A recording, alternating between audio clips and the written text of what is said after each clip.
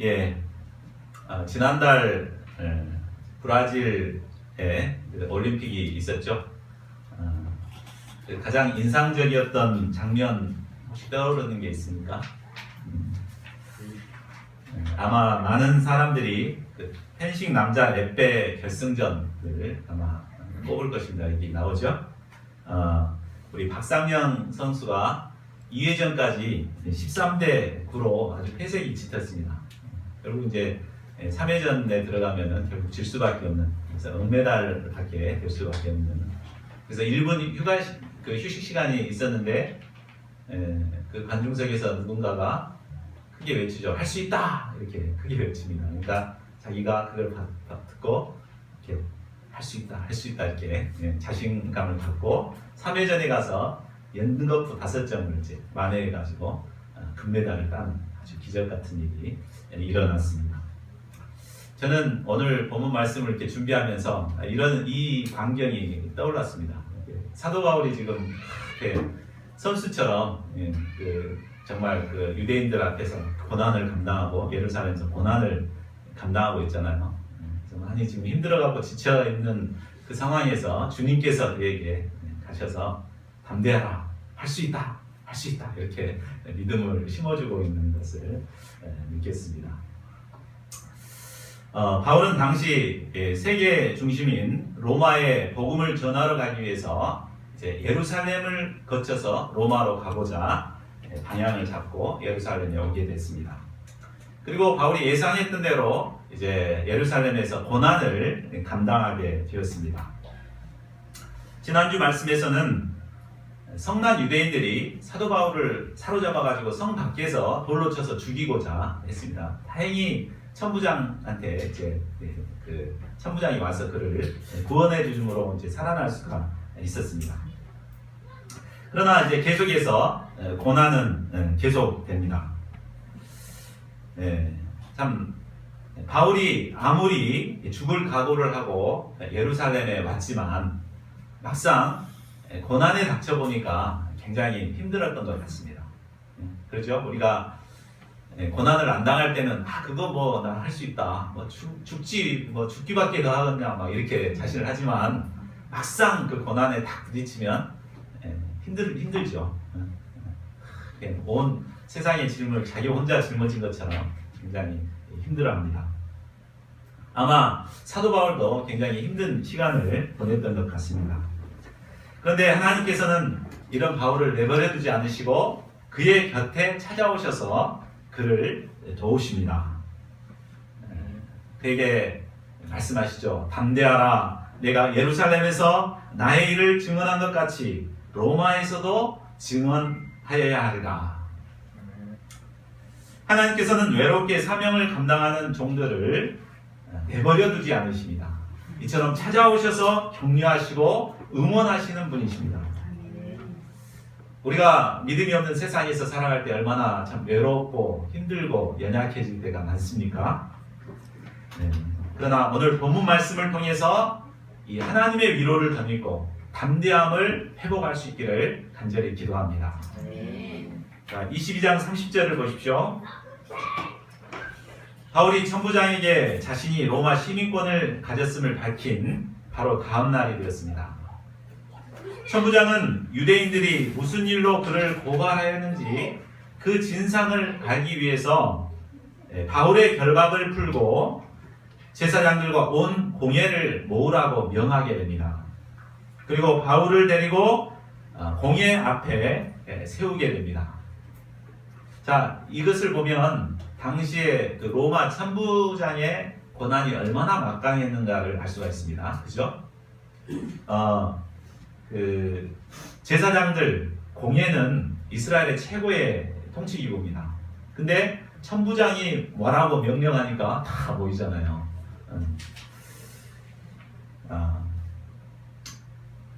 그만큼 천부장은 예루살렘 주둔 사령관으로서 막강한 권력을 가진 자였습니다. 천부장이 공회를 급히 소집한 것은 모든 진상을 밝혀가지고 속히 이 바울 문제를 해결해주기 위함이었던 것 같습니다. 바울은 사도행전 22장 5절에서 대제사장과 모든 장로들이 내 증인이다 이렇게 말했잖아요. 그러니까 공회를 열어서 진상을 파악하고 모든 문제를 속히 해결하고자 하는 그런 의도로 공회를 속히 소집하라고 당일 명령을 해서 이제 급하게 공회가 소집되었습니다. 당시 공회는 오늘날 국회와 같은 기능을 가지고 있지만 그때는 사법권까지 가지고 있었습니다. 그러니까 오늘날로 말하면 대법원 판사들의 자리에 이제 사도 바울이 서게 되었다는 것을 말해줍니다. 여기 혹시 법정에 피고인으로 서본 적 있으십니까? 아무리 배짱 좋은 사람이라도 죄수복을 입고 또 변호사도 대동하지 않고 법정에 서게 되면 자기 스스로 이제 변호를 해야 되기 때문에 기가 죽고 떨고 두려워합니다. 그런데 사도 바울은 이때 어떻게 합니까? 자, 1절을 보십시오. 바울은 전혀 쫄지 않고 공회를 똑바로 주목하여 바라보았습니다. 전혀 이렇게 기가 죽지 않고 공회를 그렇게 노려본 거죠. 그리고 여러분 형제들아, 오늘까지 나는 범사의 양심을 따라 하나님을 섬겼노라 하고 외쳤습니다. 바울의 증언을 통해서 볼 때 바울이 지금 자신을 정지하고 또 공의 앞에 서 있음에도 전혀 기죽지 않았던 중요한 이유는 바로 하나님 앞에서 양심껏 살았기 때문임을 알 수 있습니다. 지은 죄가 있거나 떳떳지 못하면 쫄죠. 우리 경찰도 있지만 운전하다가 경찰차가 딱 지나가면 괜히 두렵습니다. 왜냐하면 평소에 내가 이렇게 제대로 운전을 안 하고 다녔기 때문에 그렇죠. 불법 유턴도 하고 이렇게 신호 위반도 하고 이렇게 했기 때문에 혹시 그걸 알고 찾아온 거 아닌가 이렇게 해서 두려워합니다. 그런데 범사에 이렇게 교통법규를 잘 지킨 사람은 경찰이 와도 떳떳하죠. 그러니까 사도 바울이 이 공회, 정말 무시무시한 공회 앞에 홀로 섰지만 쫄지 않는 것은 바로 하나님 앞에 범사에 이렇게 살았기 때문에, 양심껏 살았기 때문에 그런 것임을 알 수 있습니다. 저희가 하나님 앞에 양심껏 살아갈 때 어떤 상황이나 어떤 두려운 상황에서도 쫄지 않고 담대히 살아갈 수 있습니다. 저희가 하나님 앞에 정말 양심을 따라 살아가는 가운데 기죽지 않는 담대한 하나님의 종들이 될 수 있기를 기도합니다. 자, 2절을 보겠습니다. 대제사장 아나니아는 바울의 이러한 모습이 몹시 못마땅했습니다. 그래서 곁에 서 있는 사람들에게 그 입을 치라 이렇게 명령합니다. 대제사장은 하나님을 섬기는 유대교 최고의 종교 지도자입니다. 마땅히 자신이 하나님 앞에서 살 뿐만 아니라 또 백성들에게 하나님 앞에 양심껏 살아라고 가르쳐야 할 사람입니다. 그러니까 사도 바울이 하나님 앞에 양심껏 살았다 그러면은 야 박수를 쳐주면서 야 그래 옳다 그렇게 살아야 돼 이렇게 해야 되잖아요. 근데 그 소리가 듣기가 싫은 거예요. 왜 듣기가 싫은 거죠? 자기가 그렇게 살지 못하기 때문에 그럴 겁니다. 그죠? 자기가 불법을 행하고 의롭게 살지 못하면 의로운 사람들의 말을 듣기가 싫습니다. 그래서 괜히 그냥 핍박하고 손가락질을 하게 되죠. 역사학자 요세푸스의 증언에 따르면 아나니아는 AD 48년에 대제사장이 되었다고 합니다. 근데 그는 성격이 굉장히 난폭하고 또 거만하고 또 재물을 탐하는 자라고 했습니다. 그래서 제사장들에게 세금을 많이 부과해가지고 부를 축적했고 또 그러면서도 그 로마 고관들에게는 뇌물을 써가지고 자기의 직위를 유지했다고 했습니다. 그러니까 하나님의 종이라고 하면서도 물질을 의지하고 이렇게 불법을 해서 로마를 의지하고 이렇게 살았던 거죠. 그러니까 하나님 앞에 양심껏 산다고 그러니까 그게 좋아 보이진 않죠. 그러니까 입을 틀어 막아라, 막 주둥아리를 때려버려라, 막 이렇게 한 것입니다. 그는 정말 자신의 이 사도 바울의 증거를 통해서 자신의 문제를 발견하고 회개해야 마땅했습니다. 내가 참 양심껏 살지 못했구나 이렇게 깨닫고 돌이켜야 했지만 그는 완악한 마음으로 억지로 바울의 입을 틀어막고자 했습니다. 이때 바울은 뭐라고 말합니까? 3절을 보십시오. 회칠한 담이여 하나님이 너를 치시리로다. 바울은 대제사장의 문제를 정확히 꿰뚫어 보고 있었습니다. 속은 죽은 시체가 있는데 겉만 번지르르하게 회칠한 무덤처럼 있는 그의 모습을 보았습니다. 참 이 대제사장이란 사람이 하나님 앞에 양심껏 살아야 되는데 불법을 행하면서 겉만 번지르르하게 산 것이죠. 그러니까 하나님께서는 결국 그를 치실 것이라는 것을 말씀하십니다. 우리가 세상 살아갈 때는 불법을 행하는 것이 지혜로운 것 같습니다. 그게 또 잘 풀리죠. 뭔 일도 또 잘 풀리고. 그러나 하나님께서는 때가 되면 그런 자들을 반드시 치십니다.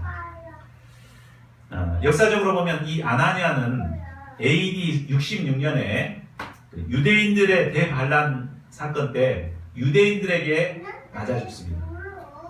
대제사장이 자기가 섬기는 백성들에게 돌에 맞아 죽는다는 것은 정말 치욕스러운 일이죠. 그러니까 불법을 행하고 살았던 사람이 잘 될 것 같지만 결국은 이렇게 비참한 최후를 맞게 되는 것을 보게 됩니다. 오늘날 한국 교회는 하나님 앞에 양심을 따라 살아가지 않는 일부입니다. 일부 기독교 지도자들로 인해서 큰 수치를 당하고 있습니다. 이로 인해 하나님의 영광이 가리우고 복음의 역사가 큰 어려움을 겪고 있습니다. 하나님의 종으로 세움을 받은 자들은 마땅히 하나님 앞에서 양심을 따라 살아가야 합니다. 저희 모두가 사도 바울처럼 오직 하나님 앞에서 양심을 따라 살아가는 자들이 될 수 있기를 기도합니다. 제가 특별히 이제 이틀 뒤면은 목사로 임직을 하게 되는데 제가 목회자로서 하나님 앞에서 양심을 따라 살아가는 하나님의 종이 될 수 있기를 기도합니다. 그런데 사실 대제사장이 아무리 위선적인 자라 하더라도 이렇게 공개적으로 무한을 준다는 것은 그렇게 바람직한 일은 아니죠. 그래서 4절, 5절을 보면 옆에 섰던 사람들이 사도 바울을 나무랍니다.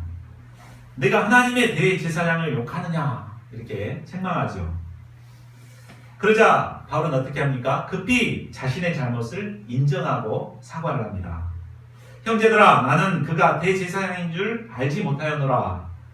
기록하였을 때 너의 백성의 관리를 비방하지 말라 하였느니라. 실제로 사도 바울은 아나니아에 대해서 모르고 있었습니다. 그러니까 아나니아가 대제사장이 될 때는 사도 바울이 예루살렘에 없었습니다. 그러니까 선교하고 있었기 때문에 이 예루살렘 대제사장인지 아나니아가 대제사장인지 몰랐죠. 그리고 천부장이 급히 이제 그 공예를 소집했기 때문에 정상적인 의복을 입고 나오지 않았습니다. 그러니까 똑같이 나왔기 때문에 몰라본 거죠. 그래서 사도 바울이 이제 그렇게 했던 것입니다. 그러니까 사도 바울은 누가 잘못을 책망하면 인정하고 이렇게 돌이키고 이렇게 한 것입니다. 그렇게 한 이유는 바로 이제 출애굽기 말씀의 기초에서 한 것이죠. 하나님이 세우신 종들, 지도자들에게 이제 함부로 해서는 안 되는데 내가 잘못했다 이렇게 인정한 것입니다. 참 이러기가 쉽지 않습니다. 그죠? 한번 자기가 이제 잘못한 말을 내뱉어 놓으면은 자신이 그걸 합리화 시키죠. 막 변명하고 합리화 시킵니다. 그러나 사도 바울은 늘 말씀 앞에 살았기 때문에 말씀에 비춰서 내가 잘못했구나 깨닫고 돌이킬 수가 있었던 것입니다. 자, 6절을 보십시오. 대제사장 아나니아와의 논쟁이 있은 후에 바울이 공예를 좀 더 주의 있게 이제 살펴보았습니다. 대제사장을 몰라봐서 내가 실수했는데 한번 좀 더 자세히 한번 보자 이렇게 봤습니다. 보니까 절반 이상이 되는 정도가 이제 그 사두개인들이었고 또 일부는 바리새인들인 것을 보았습니다. 8절을 보면 사두개인들은 부활도 없고 천사도 없고 영도 없다고 주장하는 자들입니다. 이들은 굉장히 현실주의자들로서 주로 이제 정치 지도자들이 이제 사두개인들이었습니다. 반면에 바리새인들은 부활과 영과 천사를 모두 인정하는 종교 지도자들이었습니다. 공예의 구성을 정확하게 스크린한 사도 바울은 이제 그들에게 외칩니다. 여러분 형제들아, 나는 바리새인이요 또 바리새인의 아들이라. 죽은 자의 소망 곧 부활로 말미암아 내가 신문을 받노라. 이렇게 외칩니다. 자, 사도 바울이 이렇게 말한 첫 번째 이유는 사두개인과 바리새인들과 서로 논쟁을 일으켜서 자신에게 집중되었던 관심을 분산시키고 또 이를 통해서 그 위기를 모면하기 위함이었습니다. 그러죠? 모두가 막 자기를 주목하고 하고 있는데 서로 이제 자중질환을 일으켜서 그 위기를 모면하고자 한 것입니다. 우리가 이런 사도 바울의 지혜를 배워야 합니다. 신자라고 해서 조건 그냥 그 상황에 그냥 끌려가서는 안 됩니다. 상황을 정확하게 보고 이 상황이 어떤 상황인가를 파악하고 그 상황에서 벗어날 수 있는 길을 찾아서 지혜롭게 해야 합니다. 예수님께서도 12제자를 전도여행 보낼 때 말씀하셨습니다. 한번 우리 마태복음 10장 16절을 한번 볼까요? 넘겨보시죠. 예, 같이 한번 읽어보겠습니다. 시작. 보라, 내가 너희를 보내니 양을 이리 가운데로 보낸다 하도다. 그러므로 너희는 뱀같이 지혜롭고 비둘기같이 지혜롭다. 뱀의 지혜가 어떻습니까? 뱀은 상황 판단을 아주 빨리 합니다. 그리고 주변 상황에 잘 적응하죠. 보호 색깔도 주변 상황에 맞게 하고 위장을 합니다. 그리고 살금살금 기어가다가 상대방의 약점을 다 파악하고 있다가 약점이 보이면 정확하게 이렇게 공격을 하죠. 그러니까 이런 지혜를 배워야 합니다. 그래서 어려운 상황, 이런 상황들을 우리 믿는 자들이 슬기롭게 헤쳐 나가야 하는 것입니다. 자, 그런데 사도 바울이 공예에서 부활을 증거한 또 다른 이유는 바로 바울이 죽음을 각오하고 복음을 증거하는 이유가 바로 부활에 있기 때문입니다. 사도 바울은 고린도전서 15장 32절에서 죽은 자가 다시 살아나지 못한다면 내일 죽을 터이니 먹고 마시자 하리라고 했습니다. 그렇죠? 부활이 없다면 우리가 이렇게 좋은 날씨에 여기 있을 필요가 없죠. 그죠?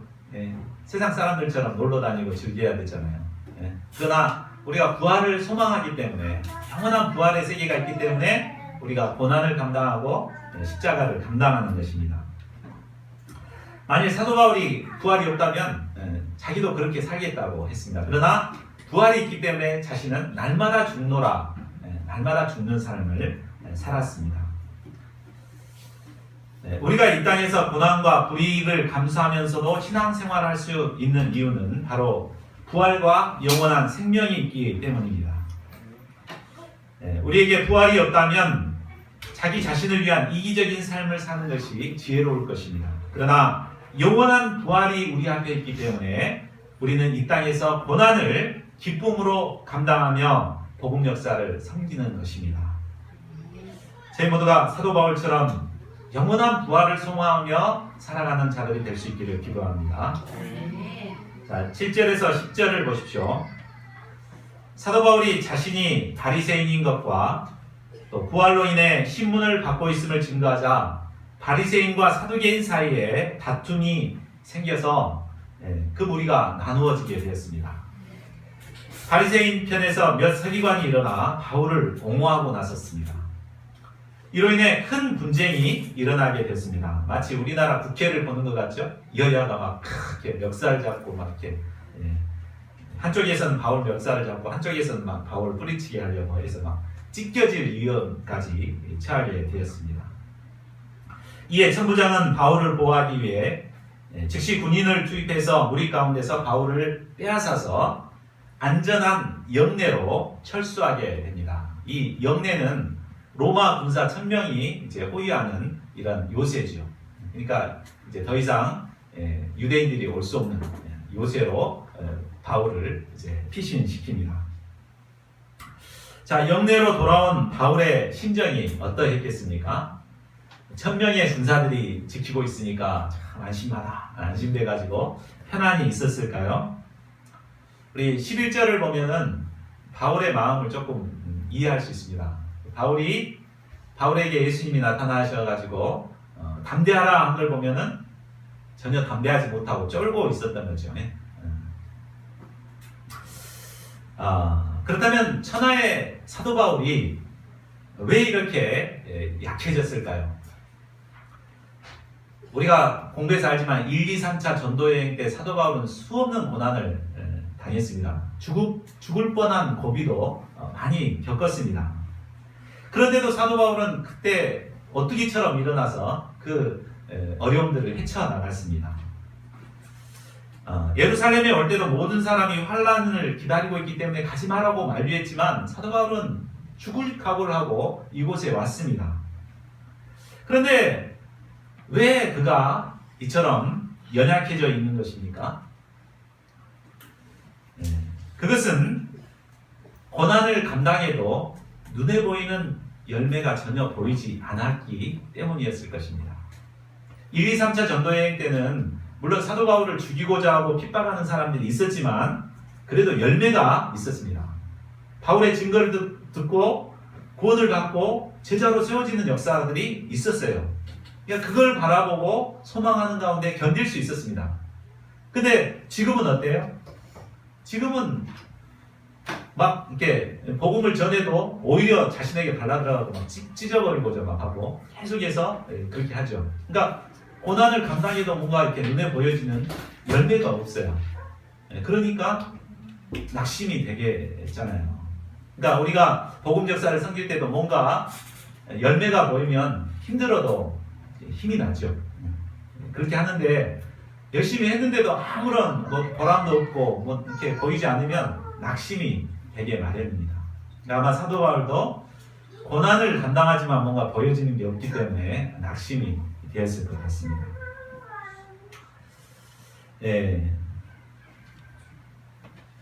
그 사도 바울이 또 이제 연약해질 수밖에 없었던 것은 과거에 1, 2, 3차 전도여행 때 고난을 받을 때는 주변에 동역자가 있었어요. 같이 그 고난을 함께 나눌 동역자가 있었습니다.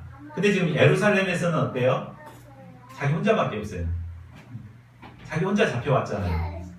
그러니까 우리가 고난이 있더라도 누군가 옆에서 함께 고난을 나눠주고 또 함께 기도해주고 이렇게 한 사람이 있으면 참 힘이 납니다. 근데 사도 바울은 지금 동역자도 없이 혼자서 고난을 감당하고 있고 또 그 앞에는 어떤 고난이 또 도사리고 있을지 모르는 그런 상황이거든요.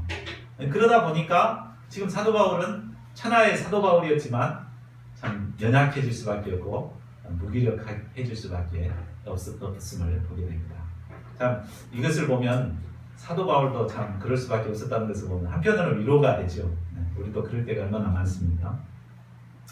자, 그런데 중요한 것은 하나님께서는 연약해진 사도 바울을 그대로 혼자 내버려두지 않으셨다는 것입니다. 참 사도 바울의 모습을 보면 아마 참 힘없이 혼자 감옥에서 털썩 주저앉아가지고 한숨을 확 내쉬고 아마 있었지 않았을까. 바로 이런 상황에 주님께서 그에게 나타나셨습니다. 그리고 뭐라고 말씀하십니까? 우리 11절 말씀을 같이 한번 읽어보겠습니다. 시작. 그날 밤에 주께서 바울 곁에 서서 이르시되 담대하라. 내가 예루살렘에서 나의 일을 증언한 것 같이 로마에서도 증언하여야 하리라 하시니라. 바울에게 나타나신 주님은 먼저 그에게 담대하라 라고 명령하십니다. 참 앞에서 살펴볼 때 바울은 지금 담대할 수 없는 상황이었습니다. 그런데 예수님께서는 담대하라고 명령하고 계십니다. 그런데 명령만 하는 것이 아니라 오늘 본문 말씀을 통해서 보면 담대할 수 있는 말씀도 함께 주셨습니다. 자, 11절 말씀은 연약한 우리가 어떻게 담대할 수 있는가 그 비결을 가르쳐주는 말씀입니다. 자, 우리는 아까 얘기했듯이 연약해질 때가 많잖아요. 우리도 마찬가지로. 연약한 우리가 어떻게 담대해질 수 있는가 그 말씀을 오늘 말씀을 통해서 그 비결을 배웁니다. 그 첫 번째는 넘겨주세요. 그 첫 번째는 주님이 우리 곁에 서서 도와주시는 분이심을 믿어야 하는 것입니다. 우리는 아무도 없고 나 혼자라는 생각에 사로잡힐 때 굉장히 힘들죠. 그러나 주님께서는 연약한 우리를 내버려 두지 않고 우리에게 다가오셔서 우리 곁에 서서 우리를 도와주시는 분이십니다. 참 바울 곁에 서신 이 예수님의 모습, 이 모습은 마치 어린 양을 인도하는 목자의 모습과도 같아 보입니다. 연약한 양을 홀로 내버려 두지 않으시고 우리 목자 되신 주님께서는 항상 우리 곁에 서서 우리를 인도해 주십니다. 우리가 이 목자 되신 예수님을 믿을 때, 우리 곁에 서서 도우시는 예수님을 믿을 때 어떤 상황에도 낙심하지 않고 담대할 수 있는 것입니다. 이 믿음을 가졌던 다윗왕은 시편 23편 4절에서 이렇게 노래했습니다. 우리 같이 한번 읽어볼까요? 시작. 내가 사망의 음침한 골짜기로 다닐지라도 해를 두려워하지 않을 것은 주께서 나와 함께 하시니라. 주의 지팡이와 막대기가 나를 안위하시나이다. 아멘. 사망의 음침한 골짜기에 있을지라도 두려워하지 않는 이유는 목자 되신 주님께서 지팡이와 막대기로 옆에 서 계시기 때문입니다. 우리가 정말 외로운 마음이 들고 홀로라는 그런 생각이 들 때 우리 곁에 서신 그 예수님을 바라보고 담대함을 회복할 수 있기를 바랍니다. 둘째로 우리가 당하는 고난을 통해 주님의 일이 증언된다는 사실을 믿어야 합니다. 바울 곁에 서신 주님께서는 내가 예루살렘에서 나의 일을 증언한 것 같이 라고 말씀하고 계십니다. 자, 그러면 사도 바울이 예루살렘에서 한 일이 뭡니까? 사도 바울이 1, 2차, 3차 전도여행 때는 많은 곳을 전도했습니다. 열매들이 있었습니다. 근데 예루살렘에서 한 것이라고는 고난받는 일밖에 없습니다. 그렇죠? 사도 바울은 예루살렘에서 유대인들에게 사로잡혀가지고 영문 밖에서 얻어 터졌다가 죽는 상황에 처하기도 했습니다. 그리고 정말 그 영내로 잡혀 들어가는 상황에서 모든 유대인들에게 막 중상을 입었으면서도 자기 신앙 간증을 하면서 호소했지만 그들은 그걸 듣고도 막 자신을 죽이려고 막 소리를 지르고 그랬지. 또 그 공회 앞에서 이렇게 신문을 받았지만 그 사람들이 자신을 찢으려고 막 달려들고 계속해서 고난을 감당하지만 어땠어요? 열매도 없고 고난만 받았습니다.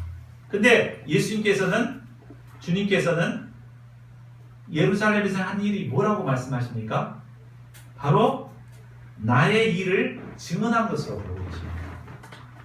그러니까 우리 생각할 때는 고난받고 눈에 보이는 열매가 없으면 아무것도 없다고 생각하기가 참 쉬워요. 그러나 고난받는 것 그 자체가, 주님을 위해서 고난받는 것 그 자체가 바로 하나님의 일을 증언하는 일이라는 것을 말씀해 주는 것입니다. 그러니까 우리가 이런 믿음을 가져야 돼요. 우리도 열심히 복음 역사를 섬기는데 뭔가 양이 안 생기고 제자 양성이 없고 하면 내가 뭐 했나 하는 이런 생각을 갖게 되거든요. 그러나 우리 주님께서 보실 때는 그 열매로 우리를 평가하지 않으십니다. 우리가 고난을 받는 그 자체를 기뻐하시고 그것으로 너가 참 나의 일을 했구나, 나의 일을 나타냈구나, 나의 일을 증언했구나 이렇게 인정해 주신다는 것입니다. 그렇다면은 그 고난받는 것이 어떻게 주님의 일을 증언하는 일이 될 것인가 이제 이런 의문이 또 생길 수 있습니다. 누구에게 증언된 것일까요? 사도 바울이 고난받는 것을 통해서 먼저는 핍박하는 유대인들에게 증언되는 것입니다. 과거 사도 바울도 그랬잖아요. 사도 바울도 누구를 죽였습니까? 스데반을 돌로 쳐서 죽이는데 앞장섰던 사람인데 그것이 양심의 가책으로 남아있다가 결국 변화되는데 쓰임 받았잖아요. 그 마찬가지죠. 이 사도 바울의 이 모습을 통해서 유대인들이 계속해서 핍박을 하지만 그들의 죽은 양심에 이 모습이 역사하게 됩니다. 그래서 어느 때 그것이 살아날지 알 수 없어요. 아마 이 사도 바울의 이 핍박받는 모습을 통해서 보고 후에 유대인들 중에서 개종한 예수를 영접한 사람들이 많았을 것입니다. 또 두 번째로는 이 천부장과 로마인들에게 사도 바울의 이 고난받는 모습을 통해서 그리스도가 증거되는 역사가 있었습니다. 로마 그곳에 주둔한 1000명의 군사들이 사도 바울을 호위에서 데리고 다니면서 직접 그 모습을 봤잖아요. 또 그가 증거하는 말을 듣잖아요. 그걸 통해서 그리스도가 누군가를 깨닫게 되고 보게 되었다는 거죠. 그걸 통해서 그리스도의 하나님의 일이 증언되어지고 있는 것입니다. 그러니까 우리는 입으로 증언하는 게 아니에요. 우리의 삶의 모습을 통해서, 우리가 고난받는 모습을 통해서 그리스도를 증언해야 될 사람들입니다. 우리의 그 고난받는 모습을 통해서 그리스도가 증언된다는 사실을 우리가 믿을 때 고난 앞에서 낙심하지 않고 담대히 고난을 감당할 수가 있는 것입니다. 우리 가까이 있는 손양원 목사님 계시잖아요. 하루아침에 두 아들, 정말 귀한 두 아들을 잃었습니다. 그러나 그 고난, 정말 감당할 수 없는 고난이었지만 그 고난을 감당하고 사랑으로 그것을 품었을 때 그 손양원 목사님을 통해서 하나님의 사랑이 어떤가를 우리가 배우게 되잖아요. 그 우리의 그 받는 고난을 통해서 하나님께서는 하나님의 일이 증언되기를 원하시는 것을 알 수 있습니다. 그래서 우리가 정말 고난을 통해서 주님의 일을 증언하는 자들이 되어야 되겠습니다. 자, 셋째로 주님께서 주시는 비전을 붙들어야 합니다. 자, 내일을 알 수 없는 암담한 현실에 놓이게 되면 가장 먼저 비전이 사라집니다. 그죠? 어려운 현실 앞에 닥치면 현실에만 얽매이게 되고 비전은 점점 사라지게 됩니다. 그러니까 사도 바울도 처음에는 로마 선교에 대한 비전을 가지고 예루살렘에 왔지만 계속되는 고난을 감당하다 보니까 비전이 점점 사그라들고 있었습니다. 이때 주님께서 다시 로마 선교에 대한 비전을 다시 붙들도록 역사해 주시는 것입니다. 예루살렘에서 나의 일을 증언한 것 같이 로마에서도 증언하여야 하리라. 너가 고난을 당하지만 결국은 로마로 가게 되고 로마에서도 증언을 해야 된다. 그러니까 그 비전을 붙들고 이 고난을 감당하고 담대하게 나아가도록 권면한 것입니다. 비전을 잃어버릴 때 우리가 연약해질 수밖에 없습니다. 우리가 어려운 현실을 접하고 살아가다 보니까 현실에 얽매여서 그저 먹고 사는 이제 삶에 얽매여 살아가기가 쉽습니다. 그러나 우리는 주님께 비전을 던지는 자들입니다. 우리가 비전을 붙들고 살아야겠습니다. 그렇다면 우리가 붙들어야 할 비전은 무엇입니까? 가장 먼저는 순천대 캠퍼스를 정복하는 거죠. 12명의 제자들을 세우고 30명의 주일 예배를 이루는 것입니다. 또 더 나아가서 성서한국과 세계 선교를 이루어 나가는 것입니다.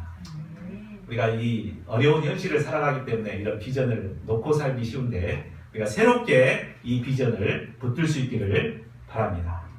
그래서 정말 어려움을 담대함으로 이기고 승리하는 저희 모두가 될 수 있기를 간절히 기도합니다.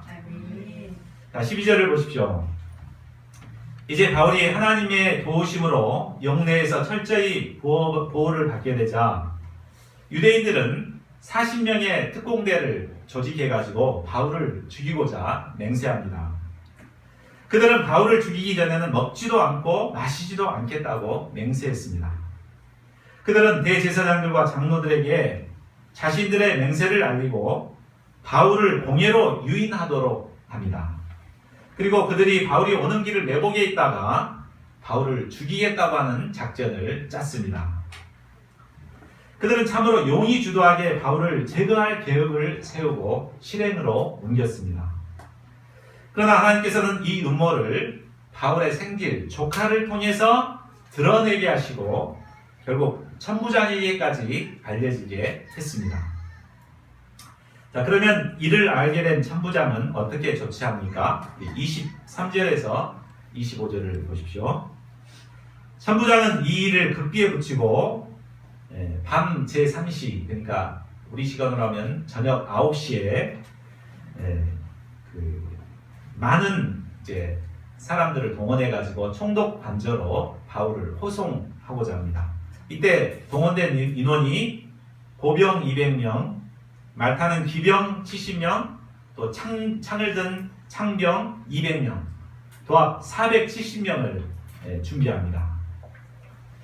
자, 이 인원은 예루살렘에 주둔한 로마 군대의 절반에 해당되는 숫자입니다. 바울을 호송하기 위해서 이 470명이 동원이 된 것입니다. 참, 대통령이 지나가도 이렇게 호위하기 쉽지 않죠. 근데 470명이나 되는 군사를 모집해서 안전하게, 바울도 또 짐승에 태워서 안전하게 편안하게 이렇게 모셔갑니다. 그리고 천부장은 총독에게 쓸 편지도 쫙 해서 사도 바울이 아무런 죄가 없다고 이렇게 또 변명하는 말까지 같이 편지로 함께 붙이게 됩니다. 하나님께서는 로마 천부장을 이용해서 하나님의 종 바울을 철저히 보호하시고 안전하게 가이사랴로 인도하셨습니다. 하나님께서는 이처럼 하나님의 종들을 천군 천사를 보내서 철저히 지키시고 보호하시는 분이십니다. 자, 33절을 보십시오. 가이사랴에 도착한 바울은 드디어 총독 앞에 서게 됩니다. 총독은 천부장의 편지를 읽고 바울이 길리기아 사람인 것을 확인하고 재판이 열릴 때까지 헤롯 궁전에서 아주 편안하게 지내도록 배려해 주게 됩니다. 자, 결론을 맺겠습니다.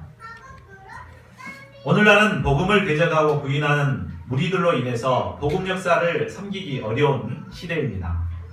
열심히 고생하며 복음 역사를 섬겨도 눈에 보이는 뚜렷한 열매도 보이지 않고 또 홀로 외롭게 고독한 싸우는 것 같은 고독을 느낄 때가 많습니다. 이런 시대 분위기로 인해 의기소침해져서 힘이 빠지기도 하고 내가 지금 헛수고하는 거 아닌가 하는 회의가 들기도 합니다. 그러나 사람들은 우리를 외면할지라도 우리 주님께서는 우리 곁에 서서 우리를 도우시는 분이십니다. 우리가 우리 곁에 서서 우리를 도우시는 주님을 의지함으로 담대히 복음 역사를 섬기는 자들이 될 수 있기를 기도합니다. 우리와 함께 하시는 주님은 우리가 비록 눈에 보이는 열매가 없다 할지라도 우리가 당한 고난을 통해서 주님의 일을 증언하시는 분이십니다. 또한 이를 통해 장차 우리를 통해서 세계 선교의 역사를 이루어 가실 것입니다. 저희 모두가 주님이 주시는 이 말씀을 붙들고 담대하게 고난을 이기고 승리하는 자들이 될 수 있기를 간절히 기도합니다. 우리 11절